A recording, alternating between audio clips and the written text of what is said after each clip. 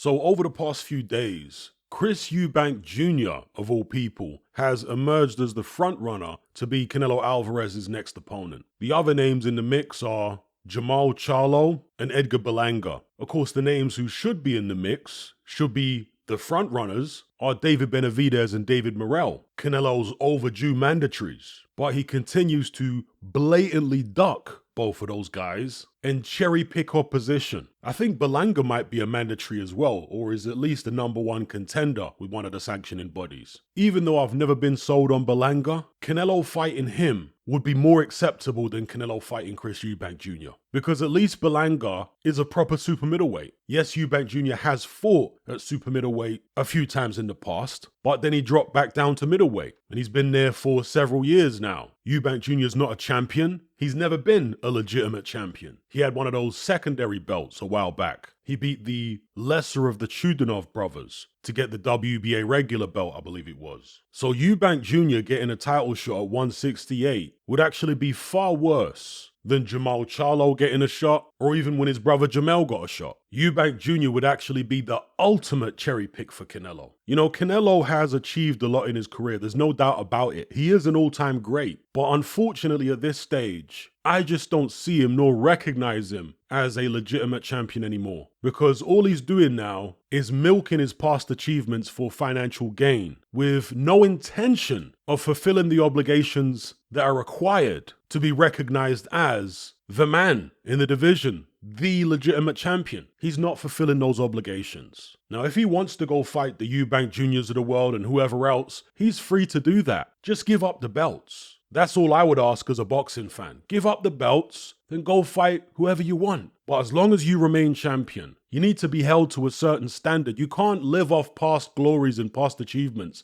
forever. There's a mandatory system for a reason. Being a champion comes with a certain degree of privilege, but that privilege is married with responsibility. It's counterbalanced with responsibility. If you're not willing to bear that responsibility, again, give up the belts. The situation with Canelo right now is completely ridiculous. If the sanctioning bodies had any integrity at all, at least 2 of them would have stripped him by now. But you know what it's like in boxing? Money talks and BS walks. So yeah, Eubank Jr. looks like the front runner. Now obviously it's great for him. He's always wanted the Canelo fight. Canelo and Triple G are the fighters he's had his eye on for years and years and years. And after his revenge victory over Liam Smith, he then parted company with Sauerland. He apparently had an opportunity to fight Janabek Alim Kanuli, but didn't pursue it. There were negotiations for him to fight Hamza Shiraz, and he apparently didn't like the terms or decided against it for some other reason. And of course, you still had Eddie Hearn trying to push this Conor Benn fight for Eubank Jr. But then a few weeks ago, it all went silent. And I was certainly wondering, what on earth is Eubank Jr. doing at this point? No promoter,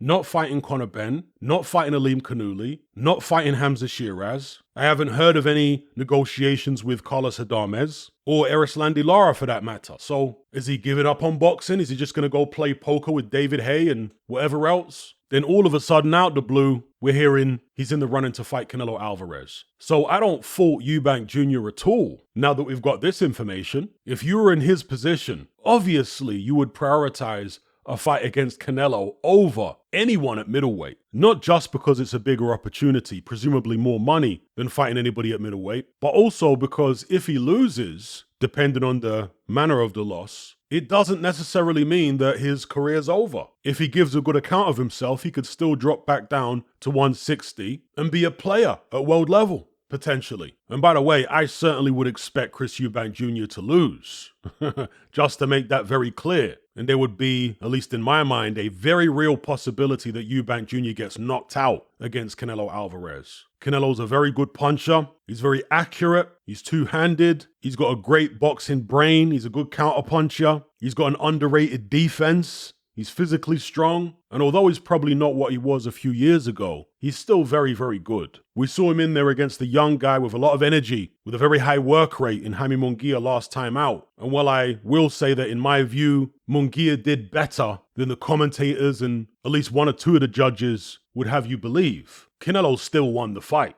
I mean, there's no question in that. He won the fight comfortably. As I say, against the guy who was much younger, very energetic, highly motivated, confident. Chris Eubank Jr. doesn't have that kind of energy anymore. When he was young, he was like the Energizer Bunny, throwing copious amounts of punches. But these days, he's a lot more measured, and some of it might be down to maturity in the ring, not wanting to waste punches, but I have to imagine a lot of it is also down to age. I don't think he can fight at the pace that he used to fight at when he was 26, 27. And without that pace on his side, I really struggle to see what he could bother Canelo Alvarez with. Yeah, he's got some speed there still, but Canelo's fought plenty of fast guys. I don't see anything about Eubank Jr. that would surprise or shock or bother Canelo. But I see loads about Canelo that would surprise, shock, and bother Chris Eubank Jr. So yeah, if that fight goes ahead, I expect Canelo to be the emphatic winner. Does Chris Eubank Jr. have a chance?